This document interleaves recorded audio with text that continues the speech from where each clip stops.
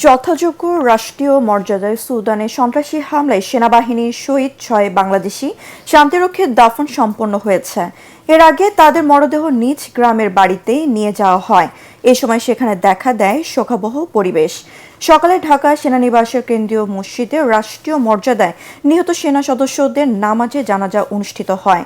গত ১৩ ডিসেম্বর সুদানের আবি এলাকায় সন্ত্রাসীদের ড্রোন হামলায় শহীদ হন তারা। প্রতিনিধিত্ব পাঠানো তথ্যচিত্রে বিস্তারিত জানাচ্ছেন ফারহিন ইসলাম টুম্পা। জাতিসংঘ শান্তিরক্ষা মিশনে কুড়িগ্রামের শহীদ ২ সেনা সদস্য সৈনিক মমিনুল ইসলাম ও শান্তমণ্ডলের মরদেহ গ্রামের বাড়িতে নিয়ে আসা হলে পরিবার ও স্বজনদের কান্নায় সেখানে শোকাবহ পরিবেশের সৃষ্টি হয়।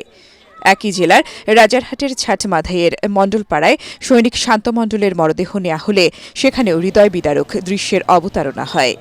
বাদ জোহর জানাজা শেষে রাষ্ট্রীয় মর্যাদায় তাদের দাফন সম্পন্ন হয়।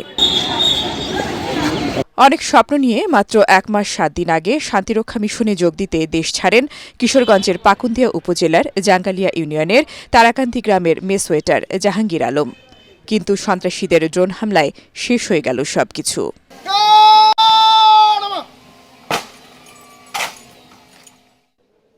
অন্যদিকে রাজবাড়ীর শহীদ শামীম রেজার দাফন সম্পন্ন হয়েছে। বিকেলে জেলার কালুখালী উপজেলার মৃগী ইউনিয়নের হোগলাডাঙ্গি গ্রামের পারিবারিক কবরস্থানে তাকে দাফন করা হয়। ২০১৭ সালে বাংলাদেশ সেনাবাহিনীতে সৈনিক পদে যোগ দিয়েছিলেন শামীম। যেহেতু দেশের জন্য জাতির জন্য সে জীবন দান করছে, এটা তার মৃত্যুকে আমরা শহীদ মৃত্যু হিসাবে আমরা গণ্য করি। শহীদ সেনা সদস্য কর্পোরাল মাসুদ রানার মরদেহ গ্রামের বাড়ি নাটোরের লালপুরের বোয়ালিয়াপাড়ায়। সেখানকার সামাজিক কবরস্থানে রাষ্ট্রীয় মর্যাদায় তাকে দাফন করা হয়। এর আগে ঢাকা থেকে হেলিকপ্টারে লালপুর উপজেলার করিমপুর সরকারি উচ্চ বিদ্যালয় মাঠে পৌঁছায় তার কফিনবন্দি মরদেহ। সেখান থেকে নেওয়া হয় গ্রামের বাড়ি বোয়ালিয়াপাড়ায়। এরপর স্থানীয় স্কুল মাঠে গার্ড অব অনার ও জানাজা শেষে তাকে দাফন করা হয়।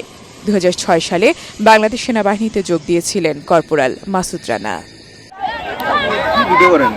এছাড়াও গাইবান্ধার পলাশবাড়ির মহদীপুরের ছোট ভগবানপুর গ্রামে সেনাবাহিনীর লন্ড্রি কর্মচারী মোহাম্মদ সবুজ মিয়ার দাফন সম্পন্ন হয়েছে। ফারহিন ইসলাম টুম্পা, এটিএন বাংলা।